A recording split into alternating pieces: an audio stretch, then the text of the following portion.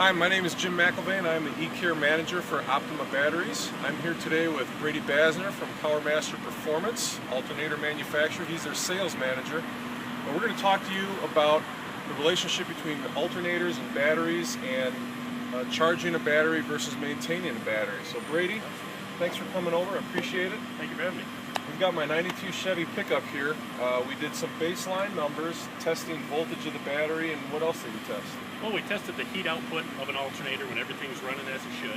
We also tested the amperage output of an alternator when everything's running as it should.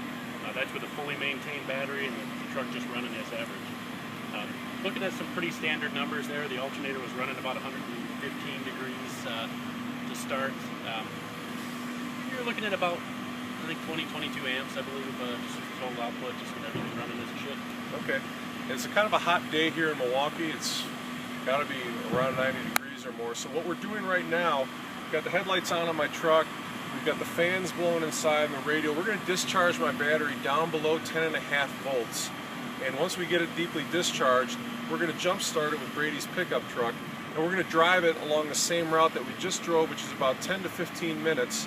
Then we're going to come back and do some measurements again, and we're going to talk to you a little bit more about what happens when you jump start a vehicle and rely on the alternator to do the charging versus a battery charger to fully recharge a battery. Okay, so we've deeply discharged the battery on my pickup truck, so much so that I turn the key and nothing happens. So what we're going to do now is we're going to jump start my vehicle and get it running. We're going to take that same 10-minute trip, then we're going to come back and we're going to measure the battery voltage, and we're going to measure the temperature of the alternator again to kind of tell you what happens to your alternator and what doesn't happen to your battery when you rely on a jump start to get your vehicle going.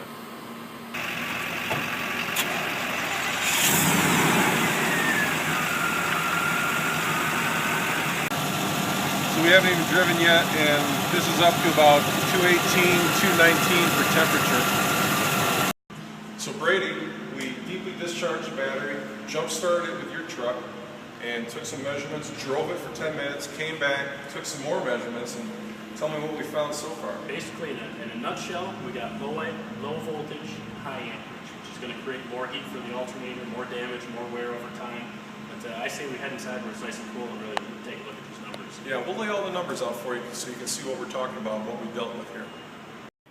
So we're back inside where it's nice and cool. Jim, let's go over our numbers. What did we find? Well, when we started out, the voltage on the battery is 100% state of charge, about 13 volts, and we recommend about 13 to 13.2 for yellow tops, about 12.6 to 12.8 for red tops. The alternator temperature was 115 degrees, and remember, it was 95 degrees outside, so it was pretty warm to begin with. Started up the truck, and the output of the alternator was 22 amps.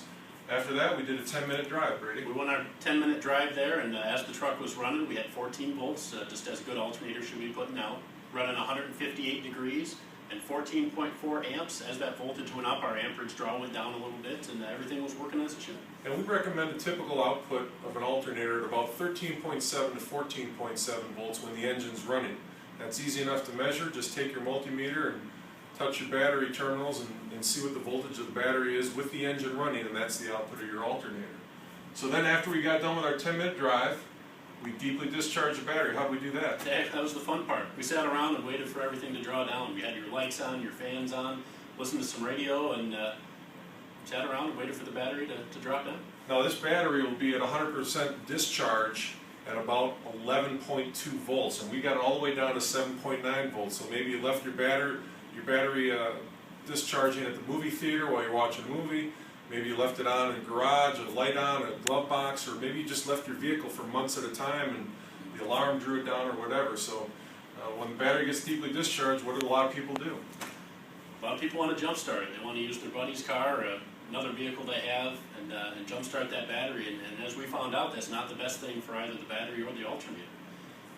Even when we jump started it, the best that alternator was going to do on your truck was about 11.8 volts. That was at 219 degrees, up from the 158 that it should have been running at, and then 104 amps of output. Now the alternator on your truck is rated from the factory at 105 amps, so that's pretty darn near close to 100% of the duty cycle on that alternator. So after we jump started it, we ran it for about 10 minutes, and you'll see people or hear people say, yeah, my battery is dead, so I idled it in the driveway or I drove it around the neighborhood for a little bit thinking that the alternator is going to charge up the battery. And what we found after our 10-minute drive was that our alternator was still only putting out 12.6 volts. The temperature had jumped way up 299 degrees, and it was still putting out 84 amps. So it was putting out a lot of heat, a lot of energy, and what does that do to an alternator? Basically, it's going to heat up all the stator windings, all the copper inside that actually makes an alternator work, and literally burn it up. It's going to burn up just like a light bulb would and stop working.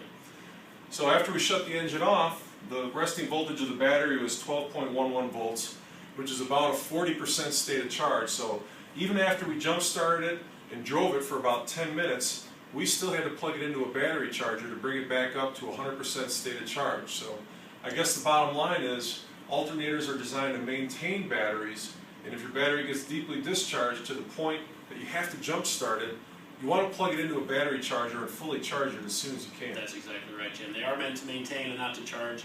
If a project vehicle sits for a long time or you don't drive your car a whole lot, leaving it on a battery maintainer is definitely the best way to keep that battery up. So if you'd like to see any other tech tip videos, you can check out the Optima Batteries YouTube channel, or you can check out the PowerMaster YouTube channel. We've got a lot of videos on there that explain all different things about batteries and charging systems, alternators, starters. So take a look around and watch as many as you can. Thanks for tuning in.